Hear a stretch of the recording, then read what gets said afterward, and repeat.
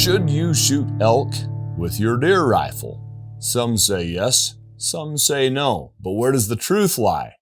Well, that's a good question, and it's one that's been answered over the decades by a lot of people, and unfortunately, a lot of people that didn't have a lot of experience shooting elk. Consider a few things before we dive into this topic of great cartridges for hunting elk with. First, a big bull can weigh 800 pounds or more. I've seen 3 in my life that would top the scales at 1,000 pounds. Your average mature bull probably weighs around 700 pounds. But just considering that a big one can go 800 pounds, that's 4 times the size of your average big whitetail buck. So shouldn't you have a little more cartridge than your average deer cartridge? I think so. We're going to go over why, and then we're going to go over what makes a great elk cartridge. And here's a hint up front. It's the bullet, combined with a certain amount of velocity. The construction of your bullet, along with adequate weight and frontal diameter, is crucial. So let me consult my notes here. I want to start with something that people talk about but don't necessarily demonstrate very well usually. And that is the fact that elk are also tougher than whitetail deer. Now, I'm not saying a whitetail buck isn't tough. They can be extremely tough, but elk have an incredible tenacity for life, coupled with construction like a heavy-duty wheelbarrow. They're just hard to break down. Now, folks, I'm no great artist, but I have here a little diagram that I've created showing an elk's body with a bird's eye view. So imagine his head is up at this top end, his tail's down here, and you're viewing him from above his backbone, okay? Now, if you're going to shoot an elk broadside, which is, of course, the ideal shot we all hope for, you're really just going to go through some hide, some ribs, maybe an inch or so of muscle, and then you're into the lungs. Well, lungs are just strong bubbles, right? It's a very easy penetration medium. You go all the way through, you pop out the other side, or your bullet stops against the hide. Either way, your bullet's job is done. And candidly, most whitetail cartridges shooting whitetail bullets will accomplish that just fine. The trouble is, in real-world scenarios, opportunities of elk are hard to earn. Unless you're hunting private land and you're guided, you're going to work real hard for your opportunities on a big bull elk. And so when that moment of truth comes, it really behooves you to use a bullet that will get the job done in any scenario. Makes sense, right? This is particularly true of guys traveling a long way for the hunt of a lifetime. So when you get your chance at a bull, it's not just possible, but it's likely that he's not going to be standing perfectly broadside. I'd say half of the elk, especially the mature bulls that I've shot in various states across the West, have been in fairly thick timber. My shots have been inside 150 yards for sure, and really most of those inside 100 yards, some very close. And in those cases, in the woods, when you get a shot opportunity, that bull has probably already seen you. He's locked on to you, looking at you, either quartering to you or quartering away from you. And he gives you a few seconds to shoot while he determines that, yeah, you're a problem, and then he leaves post-haste. You need to have the job done by then. You can't wait for him to turn broadside and then take a couple deep breaths to calm your nerves and then slowly squeeze the trigger while your guide watches for your point of impact. You have to take the shot you're offered and get the job done. So let's look at what that can entail. This signifies a big shoulder bone right here, right? Now, whether you hit the knuckle kind of down low, where it protects the vitals, specifically the heart, or you hit it in that long wrist-sized section reaching up toward where it blades out and makes the shoulder blade, that's heavy, dense bone. And if you take a quartering to shot at about a 45-degree angle, which is a very common shot presentation on a big bull elk in the woods, you're very possibly going to hit that bone. Heavy, dense bone. First, though, you got to go through hide that's toughened against the rut and the sharp tines of adversaries, right? You got to go through some muscle. Then you got to shatter that bone. And then as your bullet traces its path back toward the vitals, you get into muscle, and it can be between 6 and 10 inches of heavy, dense muscle. This is a much more challenging penetration medium, my friends, than lungs. Remember, lungs are just strong bubbles. Then you have to go through 1 or 2 ribs, and because your bullet is entering the thoracic cavity at an angle, you're almost certain to catch a rib, and sometimes 2. Finally, you're into the vitals, and your bullet can begin doing its job, hopefully going at an angle through both lungs. Maybe your angle is this way, you can catch the heart in both lungs. Whatever it is, you're going to have heavy hide, lots of muscle, and possibly, even probably, a chunk of heavy bone to go through. Let's look at a quartering angle from the rear. And now, folks, don't mistake me. I don't mean a gently quartering angle. A shot that's almost broadside is pretty much as easy as a shot that's broadside. But if you have to take that shot that's 45 degrees or even a trace more, you have to have a tough bullet, okay? So this right here, of course, we've got the liver on my handy-dandy little diagram, and then this big void shape signifies his paunch. And an elk's paunch is generally full of grazing and browsing material. Everything from grass to twigs. It's soaked with stomach fluid. It's often been chewed, like they chew their cud and they swallow it again. It's going to be very dense. It tears bullets up. It can almost stop a bullet in its tracks, specifically if it's a deer bullet that's not strongly constructed. So let's say you got to take this shot. You got to catch him at the rear of the rib cage or the front of the hip right here.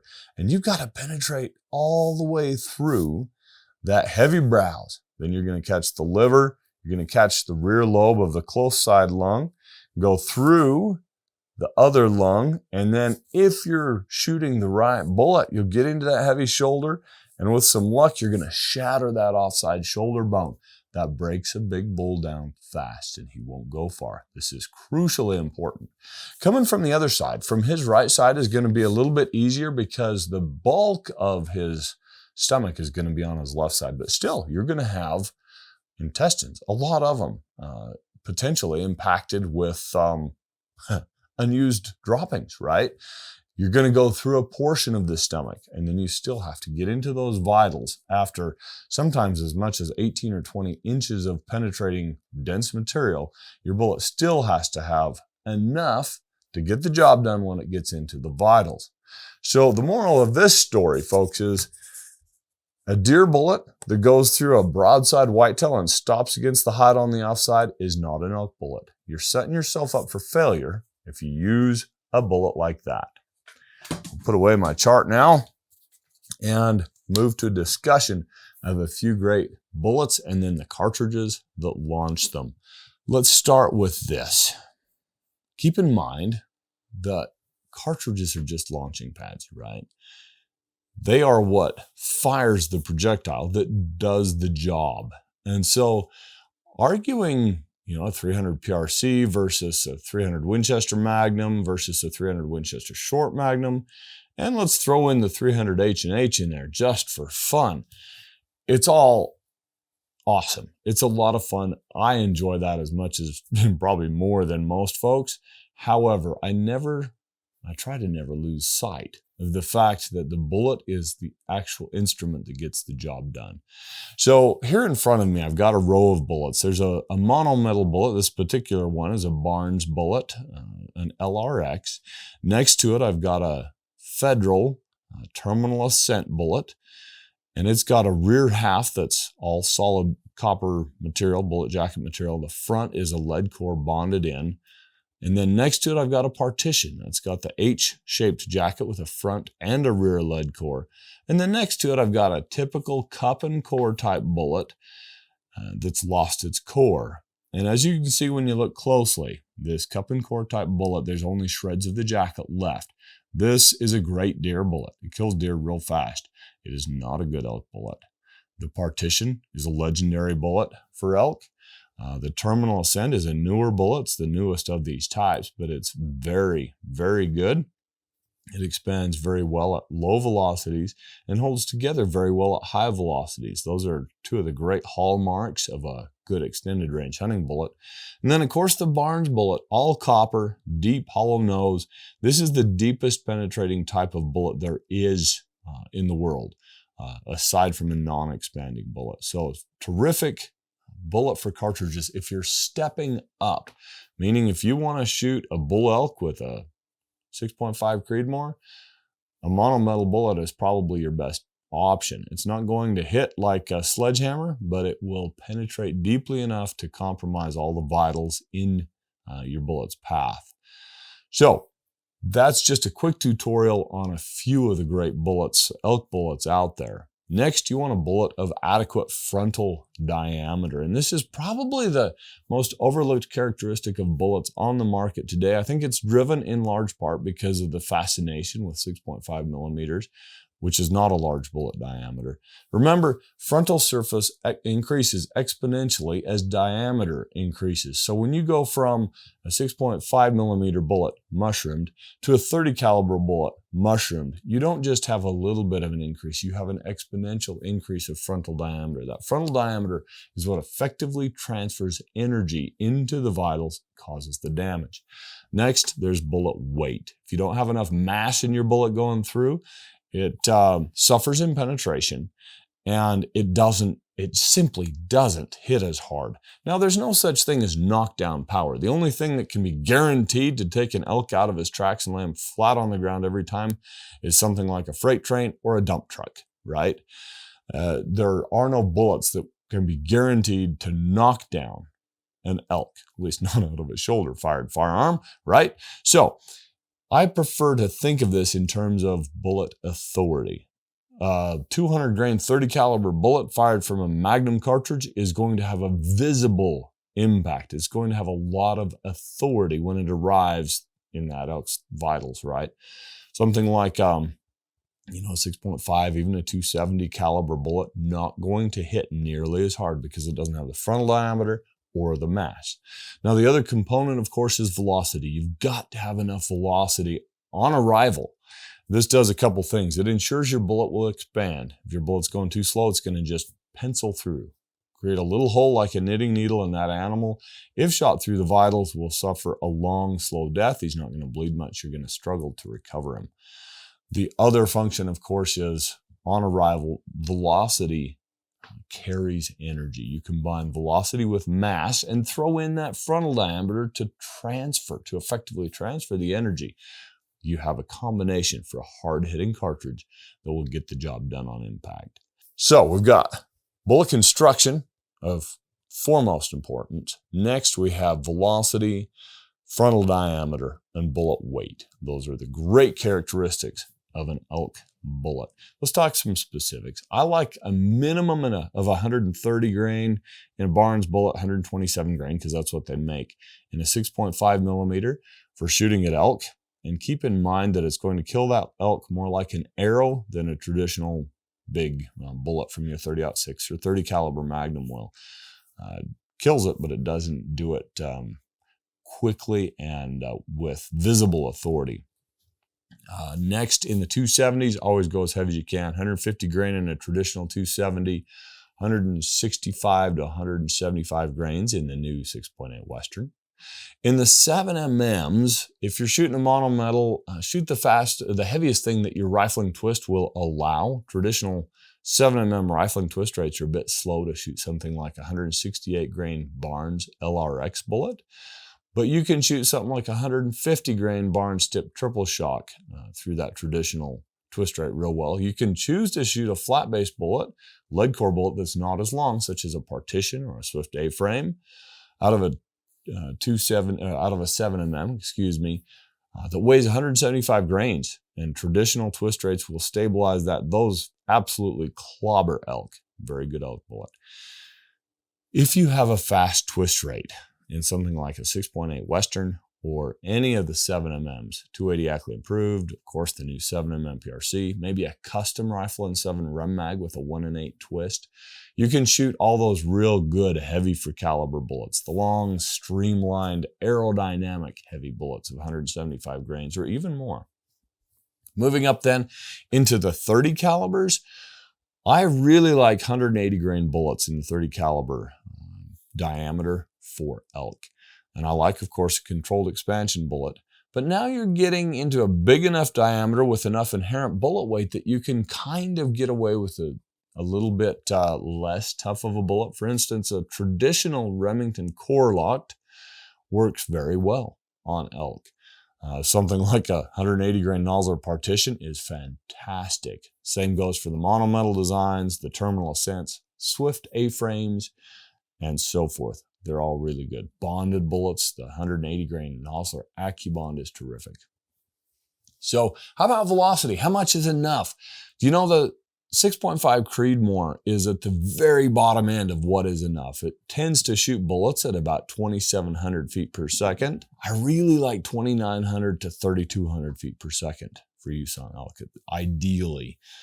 Up close in heavy timber, it doesn't matter nearly as much, but if you're hunting big country where you may have to shoot across a canyon, it's really nice to have a heavy bullet with some good aerodynamics started fast.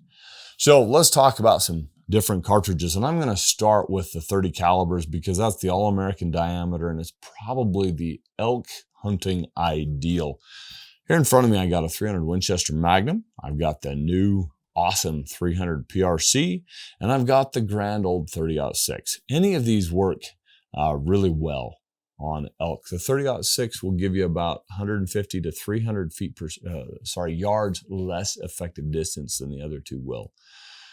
When loaded with a good aerodynamic bullet, the 30-06 is pretty good to about 400 yards. But if you're going to shoot past there, you should be shooting one of the Magnums, and they are more compatible, especially the 300 PRC, with the really modern, highly aerodynamic bullets that we have today.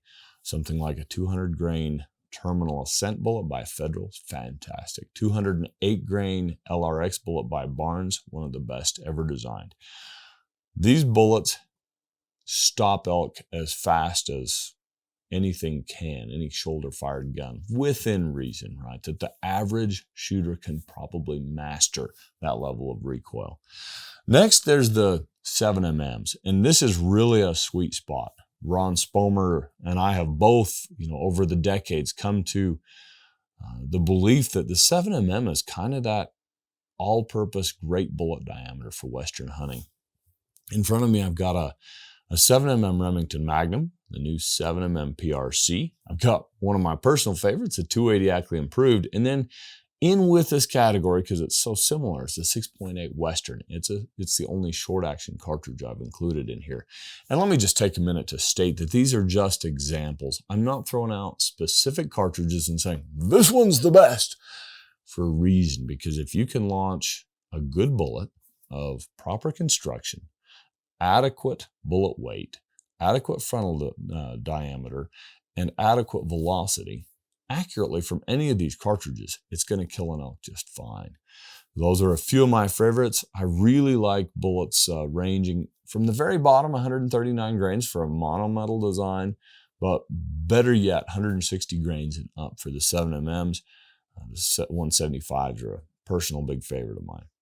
Then we got to move down, and this is the group of cartridges that I personally consider to be the entry level of cartridges for elk hunting, as far as being consistently capable of killing cleanly. And let's start on the very bottom. That's with the 6.5 Creedmoor. This will get the job done. Don't expect an elk to just shudder and tip over in his tracks. It can happen if you hit a nervous center right, but for the most part, he's going to wander around a little bit before he tips over dead. Shoot him again. That's another very good practice for elk hunters to master is follow-up shots, fast follow-up shots with any cartridge. Keep shooting until they're down and then keep your crosshairs on them for a few minutes, because I have seen big bulls get up and escape. So the 6.5 Creedmoor, I've said it before, I'll say it again, it kills like an arrow. Shoot it again. But you can have faith in it. This is what both of my daughters use for hunting elk, and it works. Next, and better by a significant margin, is the 300 PRC. It pushes similar bullets about 300 feet per second faster, or heavier bullets at 150 to 200 feet per second faster. It's a pretty good cartridge very good cartridge for deer-sized game up to and including caribou, and acceptable for elk. I've shot some mature bulls with this, and it works a little better than the 6.5 Creedmoor. Moving up from the 6.5 PRC, we have the faster family of 6.5 millimeter cartridges. These are true Magnum. This specific one is the 6.5 Weatherby RPM, rebated precision Magnum. If you hand load the 264 Winchester Magnum, it can get you into that family. And there's others like the 6.5 by 300 Weatherby, the 26 Nosler. Those are good cartridges, but they're finicky. They're so overboard that they can be hard to load and shoot well.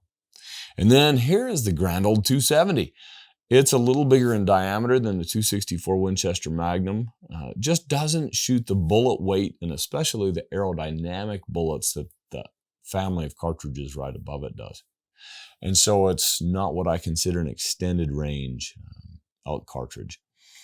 It's great out to about 400 yards if you're shooting something like 150 grain Nosler partition. I grew up hunting elk with the 270 Winchester and did fine with it. I graduated bigger as soon as I could afford to. And at this point in time, I think I've shot as many elk with a 30 caliber Magnum as all the others combined. It just works. Now, I want to share a little bit of myth busting with you before we wrap up here, and that is to address the Scandinavian moose myth. I can just hear some of you in the background there saying, oh, the 6.5s are great for elk. People in Sweden and Finland and whatnot have been shooting moose with the 6.5 Swede for way over a century.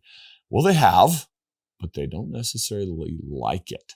How many of you have interviewed Swedish and Finnish hunters and asked them about that? I have, quite a few. I've hunted with them. They say we use it because it's what we had. Also keep in mind that they're generally shooting heavy bullets of 154 to 160 grains, and they're generally shooting driven moose inside of 80 meters. That's much different than poking an elk at 700 yards with a 140 grain bullet out of a 6.5 Creedmoor. So another piece of advice that I like to offer folks that are hunting elk with a 6.5 Creedmoor is that you keep your shots close. I don't let my daughters shoot at elk past 300 yards with their 6.5 Creedmoors. If there's a big bull at 400 and we want to kill it, I would rather hand them my rifle and let them use that. So folks, there you have it. One man's opinion of good elk cartridges. Keep in mind, of course, that this is just the gospel of Ron Benedikt. It's based on a lot of time, a lot of research, a lot of elk shot. But take what you can, put it to work for you. And best of luck in cleanly killing all of the elk that you shoot at in the future. Before wrapping up, I just wanted to remind you, I also host the Backcountry Hunting Podcast. We have weekly hour-long episodes on all things Western hunting with a fairly healthy dose of international hunting mixed in there.